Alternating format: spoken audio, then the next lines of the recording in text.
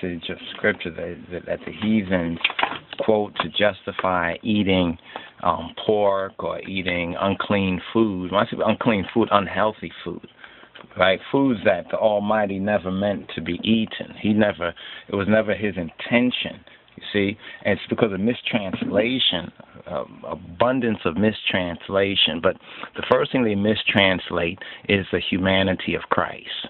Right? That's the first thing that they mistranslate is the humanity, right? The humanity of Christ.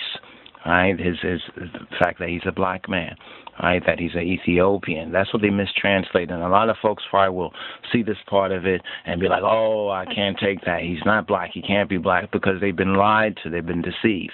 But if we go a little bit further on with this particular reasoning right here, I just did a first vid where I went through the first point that was used in this particular article by the author, I think Dr. Peter Saunders, right here. Do they promote GMOs, right? Fluoride in the water, right? Man-made foods. We know there's a lot of man-made foods going on. This is from the article, Why Christians May Eat Shellfish But Not Have Sex Outside of Marriage, even though they put this against homosexual practice. This is what's all in the article. So it's deceptive from the very get-go. The title is deceptive, right? Now, in it, right? In it, we see right here, there's a quote from Mark chapter 7, verses 18 to 23, right? And in the midst of that quote, they put in parentheses, and saying this, Jesus declared all foods clean.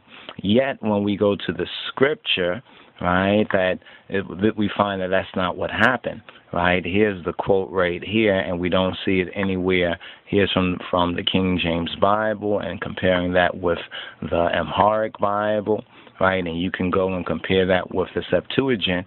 You will not find where it says, and in saying this, Jesus declared all foods clean. Right?